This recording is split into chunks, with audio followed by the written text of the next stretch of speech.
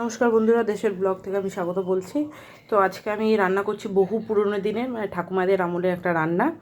তো দেখতেই পাচ্ছেন এখানে সব জিনিসগুলো দেখে মনে পড়ছে আপনাদের রান্নাটা।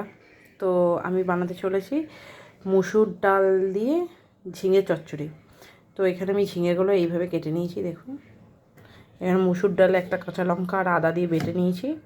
এখানে আছে আমার নারকেল কুড়ে দুধ বার করে নেওয়া। আর এখানে আমার সর্ষে পোস্ত বাটা আছে একটা শুকনো লঙ্কা দিয়ে। চলুন কড়াইতে এবার তেল দিয়ে রান্নাটা শুরু করে দিই। কড়াইতে আমি সর্ষের তেল দিলাম,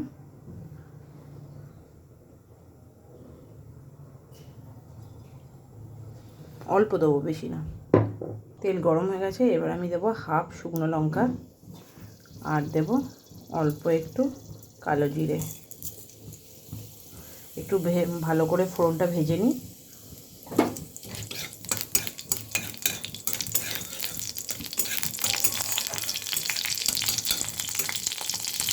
ফোড়ন আমার ভাজা হয়ে গেছে, এবার ঝিঙেগুলো দিয়ে দেবো।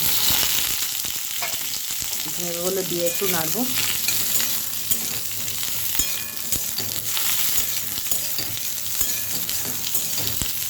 এবার একটু নুন দেবো,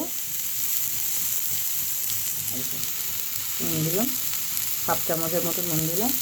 নুন দিয়ে একটু নাড়বো। অল্প একটু আদা বাটা দেবো, ভালো করে নেড়ে নেবো।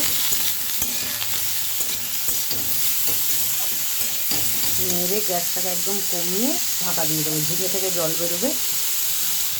ঢাকা দিয়ে দিলাম। 5 মিনিট পর ঢাকাটা খুলবো। 5 মিনিট হয়ে গেছে, এবার ঢাকাটা খুলবো।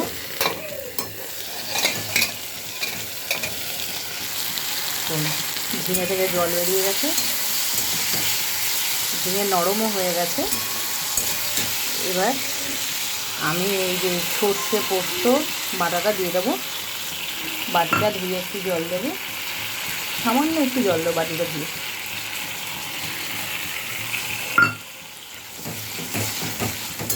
নাড়বো।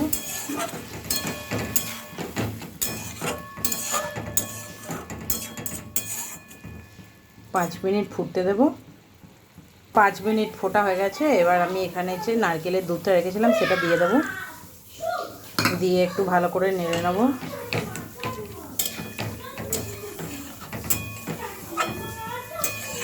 একটু সামান্য নুন দিতে হবে।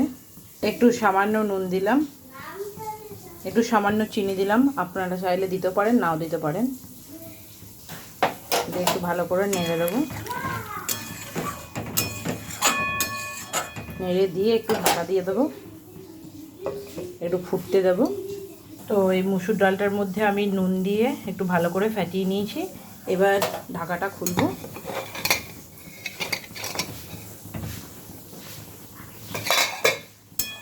পুরো ফুটতে লেগে গেছে। গ্যাসটাকে একদম কমিয়ে দেব।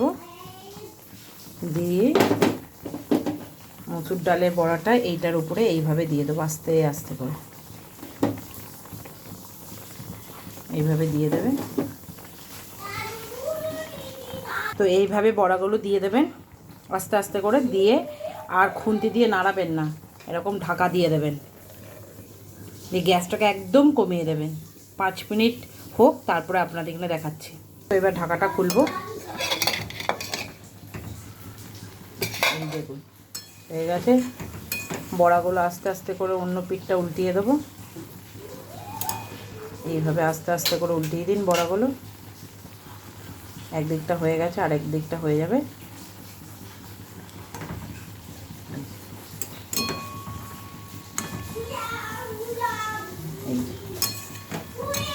ভালো করে একটু নেড়ে নেব।